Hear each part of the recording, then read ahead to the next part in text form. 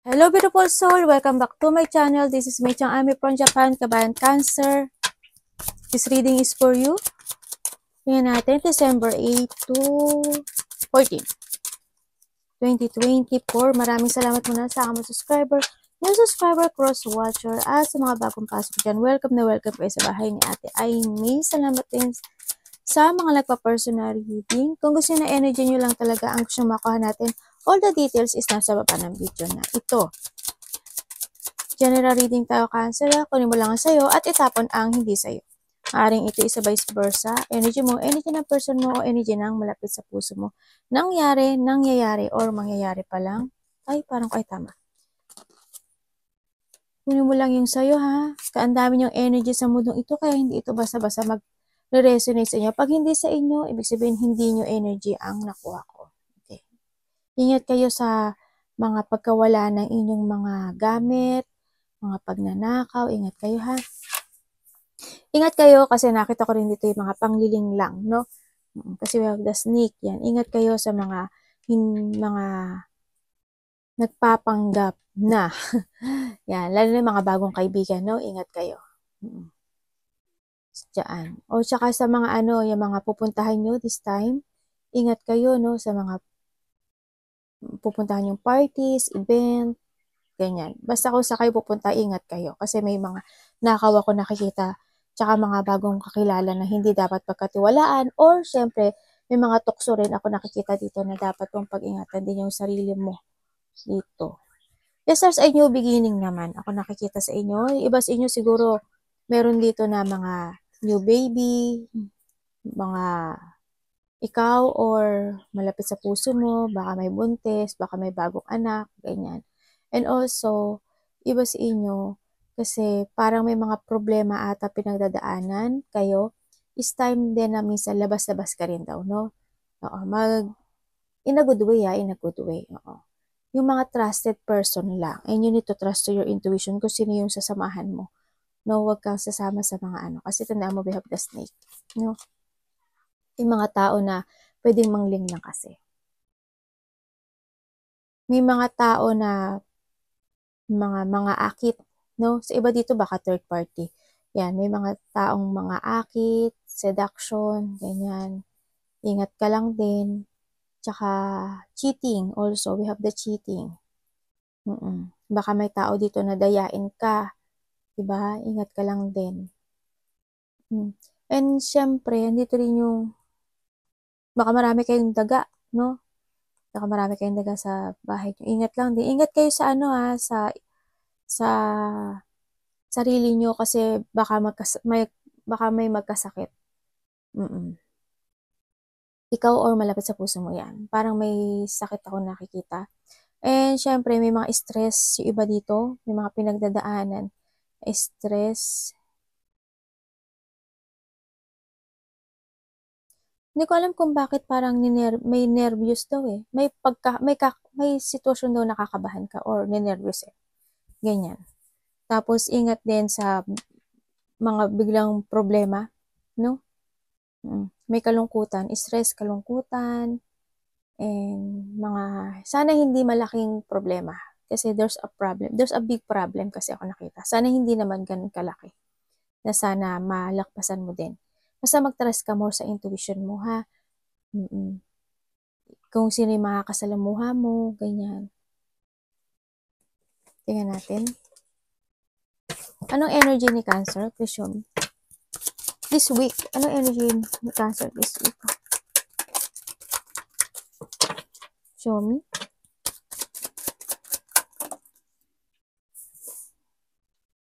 Thank you. Ano po ang parating kay Cancer? Please show me. Devil, oh. Devil agad talaga.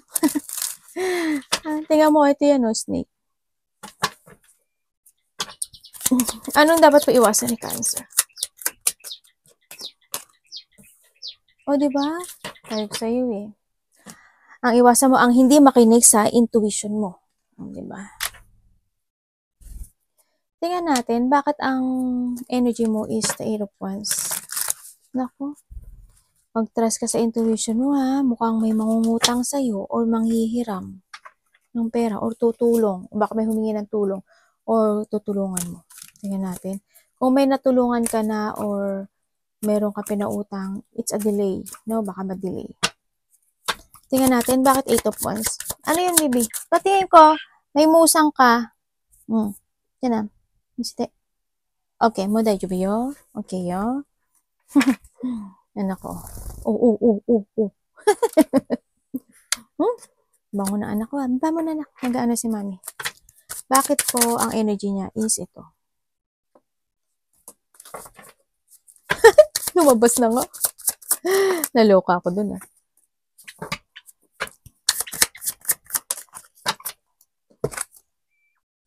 Okay.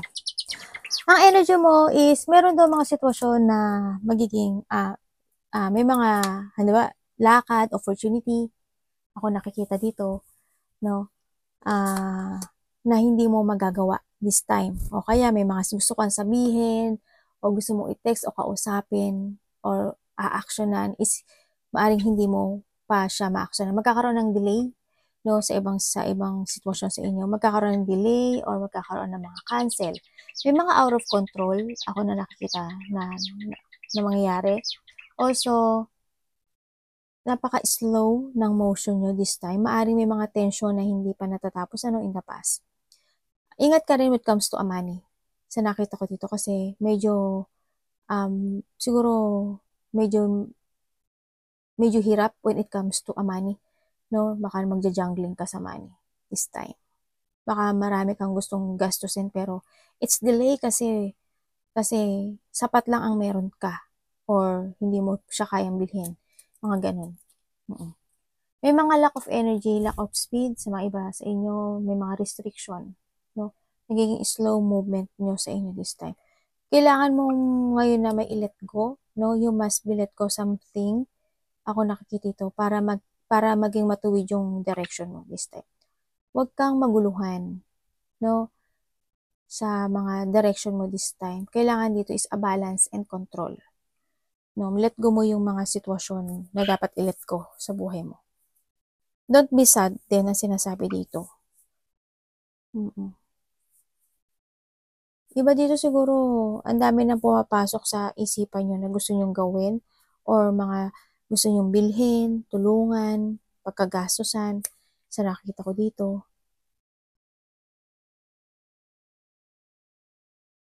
Yun, may mga, basta may dapat ka daw i-let go. No? Energy mo is ganun. Slow motion ang movement mo this time.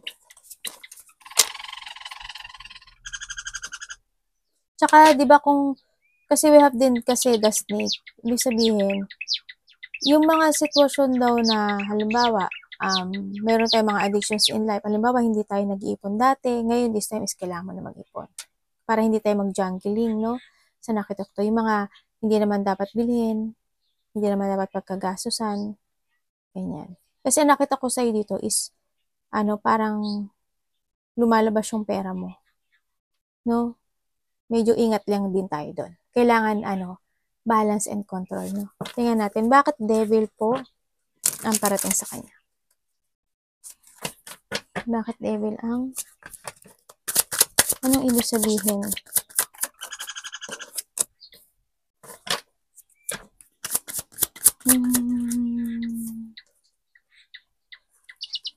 About saan?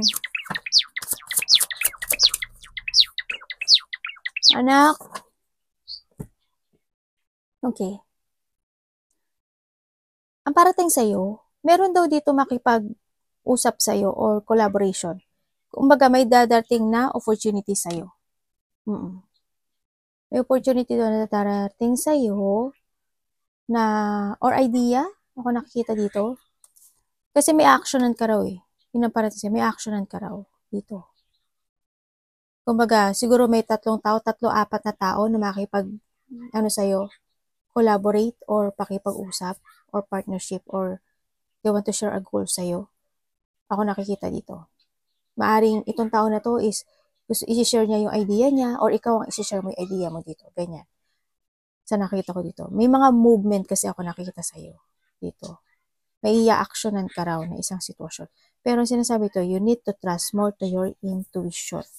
No, para malaman mo kung sino yung tao na mga makakasalamuha mo dito.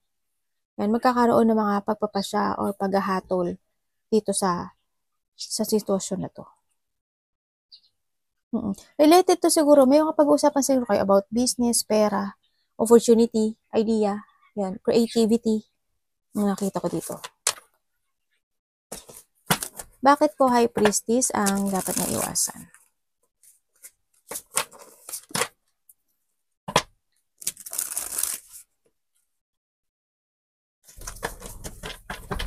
Ay, anak, ano ba yun? So, iba dito, ano to eh? Ay! Pinupuan ako. Iba dito, ano to? Maybe a community or a recognition. Dito. Ano kong kati? Tingnan natin, the High Priestess. Bakit dapat niya iwasan is High Priestess? Anong paka-explain? Ay, ano ba ito? Sorry nababaksa kasi ano nyo eh.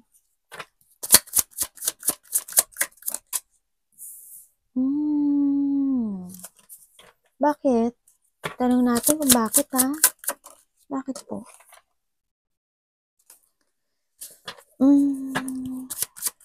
Bakit? Iba sa inyo malihim ano?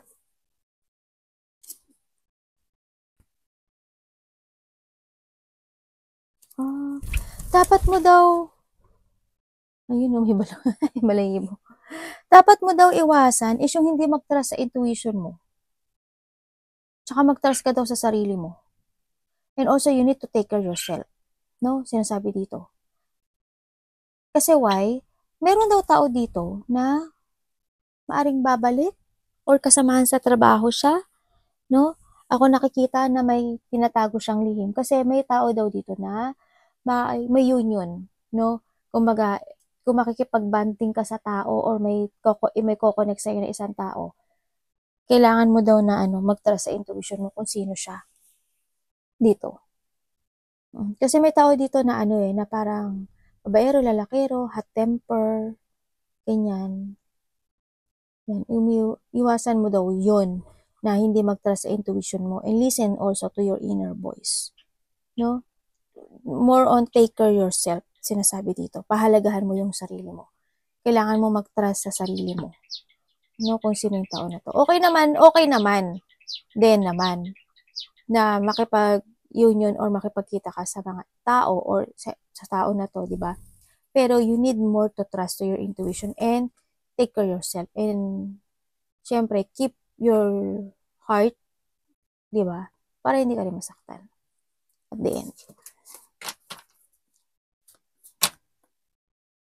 Kailangan sa'yo ngayon is transformation. Kung dati ikaw is pusong mamon, o ano man yan, kailangan mo ngayon ng pagbabago.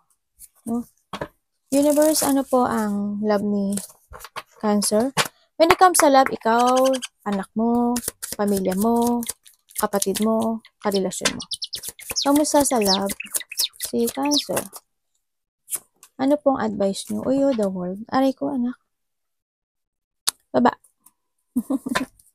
Ang kulit ng anak ko. Thank you. The Sun. Ang ganda ng ano mo ha. May travel kayo next year? Or 3 months, 3 weeks, 3 days. Yan. Baka may mga lakad kayo or merong mga celebration. Yan. Nakita ko na may mga celebration, may mga happiness, fun, enjoyment. May getting together nga sa iba. Tingnan natin bakit the world. Siguro iba sa inyo LDR.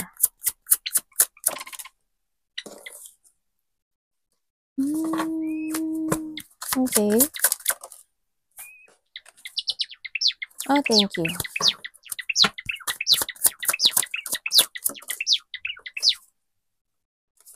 Okay, thank you. Okay. When it comes to love, may nagtapos, no? Sa nakita ko dito. Yes. May nagtapos na pag-ibig. Ibig sabihin, nagkaroon na kayo ng distance. Kasi, ang nakita ko dito is, you release yourself sa love na frustration na ikaw din mismo yung napoprostrate, ikaw rin mismo yung na-stuck at nasasaktan, no? Kasi you have the chariot na rin, no? Ikaw ang umalis or there is someone here is umalis kasi nakita ko dito na may taong naiwan, may taong iniwan sa ere, kumbaga, no? Sa nakita ko dito. Kaya ang nakita ko dito, nagkaroon na ng distance dito sa relationship na to. Handun yung hardship, handun yung sakit, and kailangan mo na rin talagang i-accept yung sitwasyon and you need to start to end or kailangan mo nang i-end yung sitwasyon, yung cycle na to, no? When it comes dito sa love. Kailangan ngayon is mag-move on, mag-revert, mag-let go, and cleansing. Kasi 2025 is entering, di ba? Kailangan na natin ngayon mag-cleansing. Cleansing ng bahay, itapon yung mga hindi kailangan. Kung may mga memories na yan, itapon na yan. Sabi, ate, sayang. Pero it's up to you na, sa iyo naman yun, no? Yan. Tapos, i-close mo na yung isang door tungo sa panibagong door to open. Para kay Sun, di ba? Yun. Kailangan mo ng talikuran yung, yung sitwasyon na yun, no? Sa nakita ko to. Kailangan na dito acceptance. May problema ba kayo sa pera? May taong may sakit. Ingat kayo kasi parang may nakikita ko dito na sasakit yung ulo, paa, or may taong may sakit. O you feel, nakakaramdam ka ng pain, no? Sa nakto. Kasi parang may naiwan sa ere. Tingnan natin ang the sun. The advice the sun. Maski ang sinasabi dito kasi is kailangan mo daw na mas more ka mag-move forward, no? To growth. Ganyan. Sa mga plano mo, explore mo daw yung sarili mo sa mga iba't ibang bagay. Diba? The more experience na ma-experience mo kasi, the more na mas matututo at magiging matatag ka. Pero in a good way, wag naman yung paulit-ulit na experience. Masakit na yun. Tingnan natin ang advice ni universe. Paka-explain ko.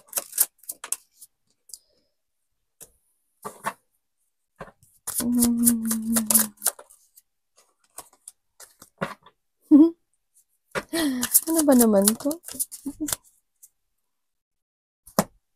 Okay. Thank you. Okay, ang advice niya sa'yo is kailangan mo daw ngayon na you need to let go the past, no? And you need to learn. At sa ngayon daw, kailangan mo na daw maging aware sa paligid mo, sa mga tao na makakasalumuha mo. And then, you need to be aware din and trust syempre sa intuition mo, sinasabi rin dito talaga, na kailangan mo daw na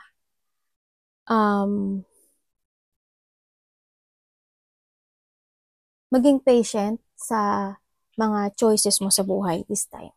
Halimbawa, sa love life, o kaya sa mga trabaho, sa mga gagawin mo action, ngayon. Kailangan mo daw mag-trust ka sa intuition mo to make a decisions right if you have a choices. And syempre, be patient to make a choice, no? So nakita ko, huwag kang magmadali. Pag-isipan mo maigi. Kasi ang nakakita ko dito, magkakaroon ka ng choices in life. Maaring ito is a love, ganyan. No, either kung ito is iiwanan mo na yung the past o patungo sa panibago. Okay naman, kung meron ka ngayong bago at tatlo sila, dalawa sila, halimbawa, ganyan. Kailangan mo mamili at mag-trust sa intuition mo. Hindi mo kailangan magmadali, okay? Kasi why? Ang nakikita ko dito, may tao dito na maaring babalik or sa communication ako na nakikita dito, babalik siya or ano siya. Or these are choices kasi to may choices ka daw Ang nakikita ko dito, may tao dito na gagamitin ka lang. Kaya kailangan mo dun maging aware.